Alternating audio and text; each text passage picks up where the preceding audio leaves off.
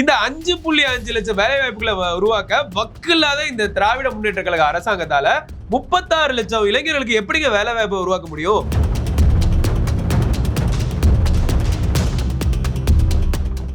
இத்தனை வருஷங்கள்ல வாங்கின கடன் 4.5 லட்சம் கோடி ரூபாய். இப்போ தமிழ்நாட்டோட கடன் எடுத்து பாத்தீங்கன்னா இந்த 5 வருஷத்துல இவங்க எக்ஸ்ட்ரா வாங்கியிருக்க கடன் 5 லட்சம் கோடி ரூபாய். கிட்டத்தட்ட தமிழ்நாட்டோட கடன் மதிப்பை மட்டும் 10 லட்சம் கோடி ரூபாயா கொண்டு வந்து விட்டு இருக்காங்க. அப்ப அவ்வளவு பெரிய பணம் எங்க போயிருக்கு? டிஎன்பிசி போன்ற பல்வேறு தேர்வுகளுக்கு தயாராகிட்டு இருக்க மாணவர்களோட கனவும் F1 ரேஸ் வந்து தன்னோட ஆசை நாய்க்காக பண்ணின ஒரு தனிநபரோட கனவையும் தயவு செஞ்சு ஒப்பிட்டு பேசாதீங்க.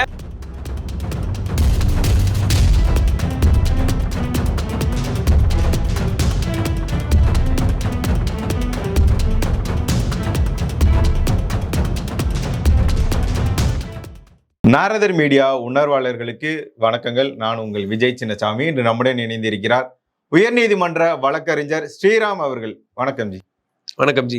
தமிழக முதல்வர் ஸ்டாலின் வந்து பேசியிருக்கிறார். தமிழ்நாட்டோட வளர்ச்சியை பார்த்து வயிற்றெரிச்சல்ல மத்திய பாஜக அரசாங்கம் இடி சிபிஐ போன்ற அமைப்புகளை வச்சு பயமுறுத்த பார்க்கிறது அப்படின்னு சொல்லி பேசியிருக்கிறார். இவங்க வந்து எந்த ஒரு தவறுமே பண்ணலையா? பாஜக வந்து மிரட்ட தான் பார்க்கிறதா? என்ன ஜி நடக்குது? உங்களோட கேள்வியில வந்து சொல்லியிருந்தீங்க ஸ்டாலின் அவர்கள் வந்து வளர்ச்சியை பார்த்து மத்திய அரசாங்கம் பயப்படுதான்னு. இதுல வளர்ச்சின்னு நீங்க எதை சொல்ல வரீங்கன்னு எனக்கு உண்மையாலுமே தெரியல.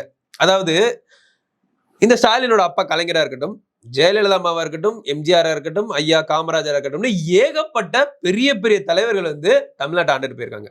இத்தனை வருஷங்கள்ல வாங்கின கடன் 4.5 லட்சம் கோடி ரூபாய்.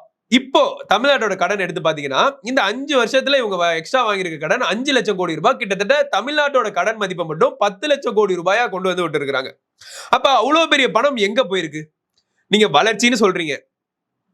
அவரு ஐயா எடப்பாடியார் சொல்றாரு, கொரோனா காலகட்டத்துல எந்த வருமானமும் இல்லாதப்ப கூட எல்லா அரசு துறையில இருக்கக்கூடிய நண்பர்களுக்கும் நாங்க வந்து சம்பளத்தை தவறாம போட்டோம், முழுமையா போட்டோம், மக்களையும் நாங்க பாதுகாத்தோம், மக்களுக்கு வந்து ஊக்கத்தொகைகள் உதவித்தொகைகள் எல்லாமே கொடுத்தோம். நாங்க வாங்காத கடனை 5 வருஷத்துல இந்த ஸ்டாலின் 5 லட்சம் கோடி ரூபாய்க்கு வாங்கியிருக்கிறாருன்னா என்ன ஒரு வளர்ச்சியை இவர் கொண்டு வந்திருக்கிறாரு. ரெண்டாவது, நீங்க வளர்ச்சின்னு சொன்னதுனால நான் கேட்கிறேன், இன்னைக்கு நான் நியூஸ்ல பாத்துட்டு வரேன், டிஆர்பி ராஜா அவர்கள் சொல்றாரு 36 லட்சம் இளைஞர்களுக்கு வேலை வாய்ப்புகளை நாங்க வந்து உருவாக்கிக்கிட்டு இருக்கிறோம்னு சொல்றாரு. தேர்தல் அறிக்கையில 3.5 லட்சம் காலியா இருக்கக்கூடிய அரசு பணியாளர்களுக்கு வேலைகளை தரோம்னு சொன்னீங்க. புதுசா 2 லட்சம் வேலை வாய்ப்புகளை உருவாக்குறேன்னு சொன்னீங்க. இந்த 5.5 லட்சம் வேலை வாய்ப்புகளை உருவாக்க வக்கில்லாத இந்த திராவிட முன்னேற்ற கழக அரசாங்கத்தால 36 லட்சம் இளைஞர்களுக்கு எப்படிங்க வேலை வாய்ப்பை உருவாக்க முடியும்? சோ வளர்ச்சிங்கிற வார்த்தையே இங்க வந்து அப்பட்டமான ஒரு பொய். மத்திய அரசாங்கம் மாநில அரசாங்கத்துக்கு மேல செம்ம கடுப்புல இருக்கிறாங்க. ஆனா அந்த கோபத்தெல்லாம் அரசியல் ரீதியா காட்ட முடியாது. ஏன்னா நமக்குன்னு ஒரு அரசியலமைப்பு, இறையாண்மைன்னு நிறைய விஷயங்கள் இருக்கு. இவங்க பண்ண திருட்டுத்தனங்கள் எல்லாத்தையுமே நேரடியா கோர்ட்டு மூலியமா தான் வந்து மத்திய அரசாங்கம் அணுகிட்டு இருக்காங்க. அதாவது மத்திய அரசாங்கங்கிற வார்த்தையை நம்ம சொல்ல போனா மோடி கவர்மெண்ட்டை நான் சொல்ல வரல, இடியா இருக்கட்டும், சிபிஐயா இருக்கட்டும், போதை தடுப்பு பொருளா இருக்கட்டும், தீவிரவாத இயக்கங்களை தடுக்கக்கூடிய என்ஐயா இருக்கட்டும், இப்படி எந்த ஒரு துறைக்கும் வந்து வேலை வாய்ப்பு கொடுக்குற ஒரே இயக்கமா இந்த திராவிட முன்னேற்ற கழக இயக்கம் தான் இருக்கு. நீங்க அதனால அவங்களுக்கு குறைச்செல்லாம் மதிப்பிடாதீங்க. திராவிட முன்னேற்ற கழகம் இல்லைன்னா இவங்களுக்கே வேலை இல்லாம போயிடும். ஏன்னா இவங்க எல்லாத்துக்கும் வேலை கொடுக்கக்கூடிய இடத்துல இருக்கக்கூடியதே திமுக தான். இப்போ உதாரணத்துக்கு வெளிநாட்டுல இருந்து அபின் கடத்துறாங்க, கஞ்சா கடத்துறாங்கிற மாதிரியான வழக்கு வந்துச்சுன்னா திமுக பிரமுகர் சிக்கினார்னு சொல்லுவாங்க. நீங்க சொல்ற மாதிரி 2000 10,000 எல்லாம் கிடையாது, 2000 கோடி 3000 கோடிங்கிற அளவுக்கு வந்து அவங்களுடைய பங்களிப்பு இருக்கும். அதே மாதிரி தீவிரவாத இயக்கங்களோட வந்து பாத்தீங்கன்னு வைங்களா, அவங்க கூட்டணியில் இருக்கக்கூடிய, நான் வந்து குறிப்பிட்டே சொல்றேன், இப்போ மணப்பாறைங்கிற பகுதியில் அப்துல் சம்பத்னு ஒருத்தர் இருக்காரு. அவர் ஒரு தீவிரவாதியுடைய இறுதி சடங்கு போறாரு. சோ அங்க போனோம்னு வைங்களேன், என்ஐஏக்கு அவங்க ஒரு வேலை வச்சிருக்காங்க. இந்த மாதிரி மத்திய அரசாங்கத்துல இருக்கக்கூடிய எத்தனையோ அமைப்புகளுக்கு திமுக காரங்கள் இன்னைக்குமே வேலை வாய்ப்பு அளிச்சிட்டு இருக்காங்க. அப்பேற்பட்ட இந்த ஒரு இடத்துல வந்து வளர்ச்சியை தடுக்கிறதுக்காக மத்திய அரசாங்கம் அல்ல, இவங்க பண்ற திருட்டுத்தனங்களை நேரடியா கோர்ட்டு மூலியமா மட்டும்தான் அணுகிட்டு இருக்கிறதுனாலதான் இன்னைக்கும் அமைச்சர் நேரு மாதிரியான ஆட்கள் வந்து தப்பிச்சிட்டு இருக்கிறாங்க. இல்லைன்னா இவங்க நேரடியா அரசியல் காழ்ப்புணர்ச்சி, அதாவது இவங்க சொல்லுவாரு பாத்தீங்களா, மிசாவை அறிவிச்சு காங்கிரஸ் வந்து ஸ்டாலினை கொடுமைப்படுத்தின மாதிரியான விஷயங்கள் எல்லாமே இந்த மத்திய அரசாங்கம் பண்ணிருச்சுன்னா இன்னைக்கு நேருங்கிற ஒரு மனுஷன் வந்து வெளியே இந்த மாதிரி சுதந்திரமா சுத்திட்டு இருக்க மாட்டாரு. எத்தனையோ குடும்பத்தில் இருக்கக்கூடிய இளைஞர்கள் வந்து தங்களுடைய எதிர்காலம் சிறப்பா இருக்கணும்னு சொல்லிட்டு கஷ்டப்பட்டு படிச்சு எழுதின ஒரு தேர்வை 30 லட்சம் ரூபாய் காசுக்காக அடமானம் வச்ச இந்த நேரு மாதிரியான ஆட்கள் இன்னைக்கு நிம்மதியா சுத்தி இருக்க முடியாது. ஸ்டாலின் சொல்லக்கூடிய மாதிரி மத்திய அரசாங்கம் பழி வாங்குற நடவடிக்கையில இறங்கிருச்சுன்னா. சோ ரெண்டாவது விஷயம் பாத்தீங்கன்னா, இந்த அரசாங்கத்துக்கு ஒரு தேர்வு, டிஎன்பிஎஸ்சி தேர்வை கூட நடத்த வக்கற்ற ஒரு அரசாங்கமா தான் இந்த அரசாங்கம் இருந்துட்டு இருக்கு. இவங்களுக்கு வளர்ச்சிங்கிற ஒரு விஷயத்த பேசுறதுக்கு எந்த விதமான அருகதை இல்லைங்கிறத நான் அழுத்தம் திருத்தமாவே சொல்ல விரும்புறேன். F1 கார் ரேஸ்லாம் நடத்தின ஒரு கட்சி அரசு நீங்க வந்து டிஎன்பிஎஸ்சி எக்ஸாம் சரியா நடத்தலன்னு ஒரு குற்றச்சாட்டு வைக்கிறீங்க. டிஎன்பிஎஸ்சிங்கிறது எத்தனையோ நம்ம கிராமப்புறமா இருக்கட்டும், நகர்ப்புறமா இருக்கட்டும், எத்தனையோ இளைஞர்களோட எதிர்காலத்தை முடிவு பண்ணக்கூடிய ஒரு கனவு. அவங்க எல்லாருமே தன்னோட வாழ்நாள் முழுவதுமே இதுக்காக தன்னோட குடும்பத்துடைய கஷ்டத்தை உணர்ந்து கட்டுக்கடங்காத ஹார்ட் ஒர்க்கை போட்டு இதுக்குள்ள தேர்ச்சி பெற்றுட்டா நம்மளோட எதிர்காலம், நம்ம குடும்பத்துடைய வாழ்க்கை, இந்த மக்களுக்கு நம்மளால ஏதோ ஒரு சேவை செய்ய முடியுமாங்கிற பல்வேறு கனவுகளோட பல்வேறு இளைஞர்கள் வந்து இதை நேரடியாக அணுகுறாங்க. இந்த விஷயத்த ஏதோ ஒரு ரூம்ல உட்காந்துட்டு 4 பணக்கார அதிகார வர்க்கத்துல இருக்கவங்க குடிச்சிட்டு முடிவு பண்ற விஷயம் கிடையாது. அந்த மாதிரி அவங்களுக்கு நம்ம கொடுத்த வாய்ப்புனாலதான் இந்த டிஎன்பிசி மாதிரி ஒரு உன்னதமான இயக்கங்கள் கூட இன்னைக்கு வலுவிழந்து போயிருக்குன்னு சொல்லலாம். இப்பேற்பட்ட ஒரு தேர்வுக்கு பல கனவுகளோட நேரடியா அணுகின அந்த மாணவர்களோட எதிர்காலம் என்னாச்சுன்னு யோசிச்சு பாத்தீங்களா? அது இந்த அரசாங்கத்துக்கு தேவையில்லை. ஏன்னா ஸ்டாலின் அவர்கள், பொம்மை முதலமைச்சர் அவர்கள் வந்து தான் குடும்பம் நல்லா இருக்கணுங்கிறதுல ரொம்ப கவனமா இருக்கிறாரு. தன்னோட மகனை, சொல்ல போனா தன்னோட மகனை முதலமைச்சராக்கிறதுக்காக தான் இந்த தேர்தலே வந்து சந்திக்கிறாரு நம்மளுடைய மாண்புமிகு ஸ்டாலின் அவர்கள். F1 காரை பத்தி நீங்க பேசுறீங்க. தன்னோட ஆசை நாயகிகளை சந்தோஷப்படுத்துறதுக்காக இங்க இருக்கிற பெரிய பெரிய விஐபிகள்லாம் வந்து F1 கார் ரேஸை நடத்தலாம். ஆனா அடிப்படையான மக்களுடைய வாழ்க்கையை மாத்துறதுக்காக டிஎன்பிசி போன்ற பல்வேறு தேர்வுகளுக்கு தயாராகிட்டு இருக்க மாணவர்களோட கனவும் F1 ரேஸ் வந்து தன்னோட ஆசை நாய்க்காக பண்ணின ஒரு தனிநபரோட கனவையும் தயவு செஞ்சு ஒப்பிட்டு பேசாதீங்க. ரெண்டுமே கம்ப்ளீட்டா வேற வேற. இவங்க டிஎன்பிசிங்கிறது வந்து எதிர்காலம். துணை முதல்வர் உதயநிதி வந்து பேசியிருந்தார். ஸ்டாலின் அவர்கள் மோடிக்கும் பயப்பட மாட்டார், அவங்க அப்பாவுக்கும் பயப்பட மாட்டார் அப்படின்னு சொல்லி பேசியிருந்தார். இதற்கு முன்பாக ஈடிக்கும் பயப்பட மாட்டோம், மோடிக்கும் பயப்பட மாட்டோம்னு சொன்னவர் இப்போ இந்த கருத்தை முன்வைத்திருக்கிறார். இதை நீங்க எப்படி பாக்குறீங்க? உதயநிதி யாருக்குமே பயப்பட மாட்டாரு. எப்படின்னா, ஏன்னா அவரை பாதுகாக்கிறதுக்கு அவங்க அப்பா இருக்காரு. இப்போ செந்தில் பாலாஜி உள்ள போனார்னா அவரை கேட்கறதுக்காக ஸ்டாலின் டெல்லி வரைக்கும் போவாரான்னு கேட்டீங்கன்னா கண்டிப்பா கிடையாது. இப்போ நேரு வந்து வழக்குல இருக்கிறாரு. அவர் உள்ள போயிட்டாருன்னா நேரு இடத்துல அதை அல்டர் பண்றதுக்காக அன்பில் மகேஷ்னு ஒரு தடவை வச்சிருக்காங்க. பொன்முடி உள்ள போனார்னா அதுக்கும் வந்து ஆல்டர்னேட்டிவா இன்னொரு ஆள் உருவாக்கி வச்சிருப்பாங்க. ஆனா உதயநிதி ஸ்டாலினுக்கு அப்படி கிடையாது. ஏன்னா தன்னோட சொந்த ரத்தம். அதனால ஸ்டாலின் அவர்கள் விட்டுற மாட்டாருன்னு இப்படி திமிரா பேசுறது வந்து உதயநிதி ஸ்டாலினுக்கு ரொம்ப ஒரு வழக்கமான விஷயம் தான். அதாவது பாத்துக்கிட்டீங்கன்னா இவரோட திமிரு பேச்சு எந்த அளவுக்கு இருக்கும்னா, ஒரு செங்கலை கையில வச்சுட்டு ஊர் ஊரா சுத்தினாரு தேர்தல் வந்துச்சுன்னா. இந்த செங்கலை வச்சுக்கிட்டு உங்களால வந்து ஒரு செங்கல் மட்டும்தான் எய்ம்ஸ் விஷயத்துல வைக்க முடியுமா அப்படின்னு மாண்புமிகு பிரதமரை வந்து இவர் மரியாதை இல்லாம அவதூறான விஷயங்கள், பல்வேறு விஷயங்களை தெரு தெருவா வீதி வீதியா மக்கள்கிட்ட கொண்டு போய் சேர்த்தாரு. சோ இப்ப மார்ச் 1ஆம் தேதி மதுரைக்கு வந்த மாண்புமிகு பிரதமர் என்ன பண்ணிருக்கிறாருன்னா, அந்த எய்ம்ஸ் மருத்துவமனையை திறந்து மக்கள் பயன்பாட்டுக்கு கொடுத்துட்டு போயிட்டாரு. அந்த செங்கலை சுத்திட்டு இருந்த இந்த செங்கல் சைக்கோவா இருக்கக்கூடிய துணை முதலமைச்சர் இருக்காரு பாத்தீங்களா, அவரும் அவங்க அப்பாவும் சேர்ந்து தேர்தல் அறிக்கையில சொன்னாங்க, இறந்து போன மாணவி அனிதா அவர்களோட பேர்ல வந்து மாவட்டத்துக்கு ஒரு மருத்துவமனை, மருத்துவ கல்லூரி 38 இதை கட்டித்தரும் அப்படின்னு சொல்லி வாக்குறுதியா கொடுத்தாங்க.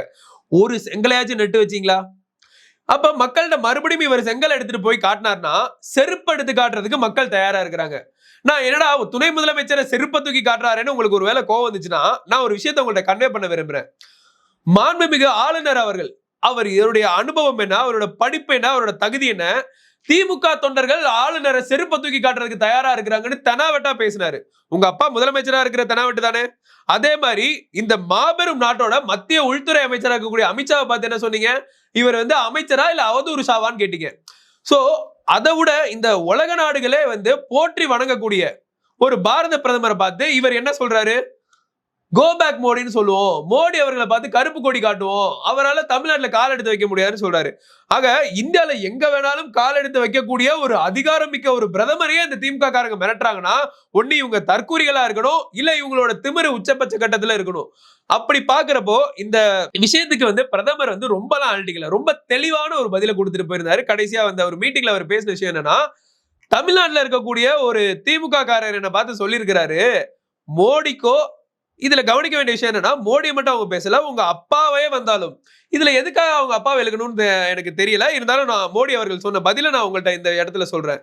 என்னோட அப்பாவே வந்தாலும் இங்க ஒருத்தர் வந்து எனக்கு பயப்பட மாட்டாரா, இவர் வந்து என்ன அவதூறு பரப்புறதா நினைச்சிட்டு இருக்கிறாரு, ஆனா இதை நான் பாராட்டு பத்திரமா தமிழ்நாட்டுல இருந்து நான் வாங்கிட்டு போறேன். இது ஒரு ஜனநாயக நாடு. யாரும் யாரையும் பார்த்து பயப்பட தேவையில்ல, தவறு செய்யறவர்கள் மட்டும்தான் எல்லாரையும் பார்த்து பயப்படணும். சோ இதை நான் எனக்கு இந்த ஜனநாயகத்தை பாதுகாத்ததோட பெருமையா நான் நினைக்கிறேன்னு வந்து ஒரு பெருந்தன்மையா மோடி வந்து பேசிட்டு போயிருக்கிறாரு. சோ இந்த விஷயத்துல வந்து மோடி அவர்கள் உயர்ந்து நிக்கிறாரு. துணை முதலமைச்சராக இருக்கக்கூடிய உதயநிதி ஸ்டாலின் அவர்கள் ரொம்ப தரந்தாழ்ந்த இடத்துக்கு போயிருக்காருன்னு தான் என்னோட கருத்தா இருக்கு.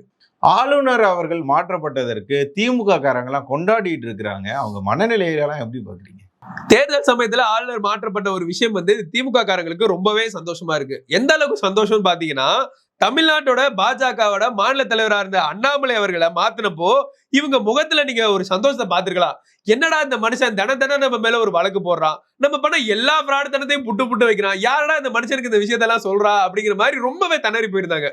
சோ அதே சமயத்துல அதே மாதிரியான ஒரு ஐபிஎஸ் அதிகாரியும் இந்த பக்கம் ஒரு ஐஏஎஸ் அதிகாரியா இருந்தக்கூடிய நம்ம ஆளுநர் அவர்களும் இந்த திமுகவை வந்து மத்தளத்துக்கு 2 பக்கம் அடி போலன்னு ஸ்டாலினை வச்சு செஞ்சுட்டாங்கன்னே சொல்லலாம். சோ அண்ணாமலை அவர்கள் வந்து போனப்போ எவ்வளவு சந்தோஷமா அந்த திமுக காரங்க இருந்தாங்களோ, இப்ப ஆளுநர் போனதுலயுமே அவங்க வந்து அவ்வளவு சந்தோஷமா இருக்காங்கன்னா இவங்க பண்ண பிராடுத்தனத்தெல்லாம் அவர் வந்து வச்சு செஞ்சிருக்கிறாருன்னே சொல்லலாம். சோ திமுக காரங்க நினைச்சிட்டு இருக்காங்க ஆளுநர் போயிட்டாருன்னா நம்ம வந்து தேர்தல்ல வந்து திருட்டுத்தனமா ஏதோ ஒரு விஷயத்த பண்ணி ஜெயிச்சிடலாம்னு நினைக்கிறாங்க. கண்டிப்பா கிடையாது. அதிகார வர்க்கங்கள் எப்ப வேணாலும் மாறலாம். மக்கள் ரொம்ப நிலைத்தன்மையா இருக்கிறாங்க. ஏன்னா இந்த சட்டம் ஒழுங்கெல்லாம் பார்த்து மக்கள் ரொம்பவே மனசு வெறுத்து போயிருக்கிறாங்க. அதாவது நீங்க சில சேனல்கள்ல பார்த்திருப்பீங்க. கண்டிப்பா நீங்க ஒரு மீடியால இருக்கிறதுனால நான் சொல்றேன். சில பேர் நான் குறிப்பிட விரும்பல. அந்த மீடியாக்களோட வேலை என்ன தெரியுமா? துணை முதலமைச்சர் உதயநிதி அவர்கள் தன்னோட மனைவியை விட்டுட்டு நிக்க மாட்டாரு. தன்னோட மனைவி மேல அவர் ஆகச்சிறந்த பிரியரா இருக்கிறார். ஸ்டாலின் அவர்கள் தன்னோட மனைவிக்கு ஒரு துண்டு கேக் ஊட்டினாரு. இன்னைக்கு கூட சேர்ந்து வாக்கிங் போனாரு. தன்னோட பேரனை கரிசனத்தோட முதலமைச்சர் பார்த்தாரு. ஐயா உங்க குடும்பம் நல்லா இருக்கட்டும், எங்களோட ஆசையும் அதுதான். அதே மாதிரி தமிழ்நாட்டில் இருக்க ஒவ்வொரு குடும்பமும் நல்லா இருக்கணும்னு நாங்க நினைக்கிறத நீங்க ஏன் தடுக்கிறீங்க? உங்களுடைய சட்டம் ஒழுங்கு சீர்கேடுனால இங்க இருக்கிற ஒவ்வொரு குடும்பமுமே வந்து இங்க நாசமா போயிட்டு இருக்கு. உங்க குடும்பம் நல்லா இருக்கிறதுக்காக எங்க குடும்பம் நாசமா போடுங்கிற மாதிரி ஏன் நீங்க நினைக்கிறீங்கன்னா தமிழ்நாட்டில் இருக்க ஒவ்வொரு மக்களுமே கேள்வி கேட்கிறாங்க. இந்த விஷயம் தமிழ்நாட்டுல வந்து ஒரு மிகப்பெரிய ஆட்சி மாற்றத்துக்கு ஒரு வழியாவே இருக்கும்னு நான் உங்கள்கிட்ட சொல்ல விரும்புறேன். பாரத பிரதமர் இப்போ திரும்பவும் தமிழகத்திற்கு 11ஆம் தேதி வரப்போவதாக பார்க்க முடிகிறது. 1ஆம் தேதி மார்ச் 1ஆம் தேதி வந்திருந்தார். அன்னைக்கு ஸ்டாலின் அவர்களுக்கு பிறந்த நாள். ஆனா அவர் பிறந்த நாளே வெளியே தெரியல. பாரத பிரதமர் நரேந்திர மோடி அவர்கள் வந்தது, அவர் பேசின சம்பவங்கள்லாம் அந்த அளவுக்கு தமிழகத்துல ஒரு பெரிய பேச்சு பொருளாகவும் அதிர்வலையும் உண்டாக்குச்சு. அதுல குறிப்பாக தீபத்தூண்ல தீபம் ஏற்றப்படும் அப்படின்னு சொல்லி உறுதி கொடுத்திருக்கிறாரு. அதே மாதிரி திமுக ஆட்சிக்கு முடிவுரை கட்டப்படும், அந்த போதைப் பொருள் மாஃபியாவுக்கு முடிவுரை எழுதப்படும், இதெல்லாம் பேசியிருக்கிறார். இந்த சம்பவங்கள் எல்லாம் நீங்க எப்படி பாக்குறீங்க? தமிழ்நாட்டுல வந்து பாரதிய ஜனதா கட்சியை தமிழ்நாட்டுல இருக்க எல்லா மக்களுக்கும் தெரியுமான்னு கேட்டா எனக்கு தெரியல. தாமரை எல்லாத்துலயுமே போய் ரீச் ஆயிடுச்சான்னு கேட்டீங்கன்னா எனக்கு தெரியாது. ஆனா தமிழ்நாட்டுல இருக்கக்கூடிய ஏதோ ஒரு பட்டி தொட்டில இருக்கக்கூடிய ஒரு பாமரன்ட்ட போய் கேட்டீங்கன்னா கூட இந்த பாரதத்தோட பிரதமர் யாருன்னு கேட்டீங்கன்னா மோடின்னு சொல்லுவாங்க. சோ மோடிங்கிற ஒரு பேர் வந்து தமிழ்நாட்டுல கிட்டத்தட்ட எல்லா மக்களுக்குள்ளயுமே போய் ரீச் ஆன ஒரு பேரு. நீ ஏன்பா பாரதிய ஜனதா கட்சிக்கு ஓட்டு போறேன்னு இங்க போய் ஏகப்பட்ட பேர்த்திட்ட கேட்டீங்கனாலும் அவங்க சொல்ற பதில் நான் மோடியோடைய ஆட்சி நல்ல ஆட்சிக்காக ஓட்டு போறேன்னு சொல்லுவாங்க. அப்பேற்பட்ட தமிழ் மக்களுடைய கலாச்சாரத்தோட கலந்து போயிட்ட இந்த மோடி அவர்கள் எப்பயுமே சொல்ற ஒரு விஷயம் என்னன்னா தமிழை வந்து முன்னிலைப்படுத்தி தான் அவர் எப்பயுமே பேசுவாரு. அதனால தமிழ்நாட்டு மக்களுக்கு மோடி மேல ஒரு அலாதியான பிரியம். இப்ப நீங்க கேட்கலாம் அப்படின்னா ஏன் மோடியை வந்து இவங்க ஆட்சி ஏற விட்டுருக்கலாமே அப்படிங்கிற மாதிரி நீங்க கேட்கலாம். பட் அந்த ஒரு விஷயத்துக்கான சரியான பதில் என்னன்னா பல்வேறு இலவசங்களை கொடுத்து மக்களை திசை திருப்புறது மூலியமா இவங்க வந்து கூட்டணியை வந்து ஒற்றுமையா ஆக்குறது மூலியமாவும் மக்களுக்குள்ள பிரிவினை ஏற்படுத்துறது மூலியமாவும், அதாவது உதாரணத்துக்கு பாத்தீங்கன்னா திருப்பரங்குன்ற விஷயத்தை எடுத்துக்கலாம். இஸ்லாமியர்களும் இந்துக்களும் ஒற்றுமையா அங்க வந்து வழிபட்டு இருந்தாங்க. அதுல ஒரு மிகப்பெரிய பிரிவினை ஏற்படுத்துறது யாருன்னு பாத்தீங்கன்னா இந்த திமுக கூட்டணி கட்சியில இருக்கக்கூடிய அந்த எம்பியா இருந்துட்டு இருக்கக்கூடிய அந்த திமுக கூட்டணியில் இருக்கக்கூடிய நவாஸ்கனி அவர்கள் பண்ண வேலைனாலதான் இன்னைக்கு இவ்வளவு பெரிய கலவரமே அங்க பத்தி எரிஞ்சிட்டு இருக்கு. இந்த விஷயத்துல கூட பாரத பிரதமர் என்ன சொல்றாரு, அங்க வந்து விளக்கு ஏத்துறதுக்காக தன்னோட உயர்நீத்த பூரணச்சந்திரன் அவரோட குடும்பத்தை நேரடியா கூப்பிட்டு வச்சு பார்த்தாரு. அதாவது சமுதாயத்துல ஒரு உரிமை மறுக்கப்படுறப்போ நம்ம எங்க போவோம்னா முதல்ல அதிகார வர்க்கத்திட்ட போய் கேள்வி எழுப்போம். ஐயா இந்த என்னோட உரிய அதிகாரம் வந்து மறுக்கப்படுதுன்னு. அவங்க நம்மளை புறக்கணிக்கிறப்ப அடுத்து நம்ம போகக்கூடிய இடம் தான் வந்து நீதிமன்றங்கள். அந்த நீதிமன்றங்கள் வந்து நமக்கு ஆதரவா ஒரு உத்தரவை கொடுத்து கூட அதை நிறைவேற்ற தவறின இந்த அரசாங்கத்தினால முடியாத பட்சத்துல அவனால என்ன பண்ண முடியும்?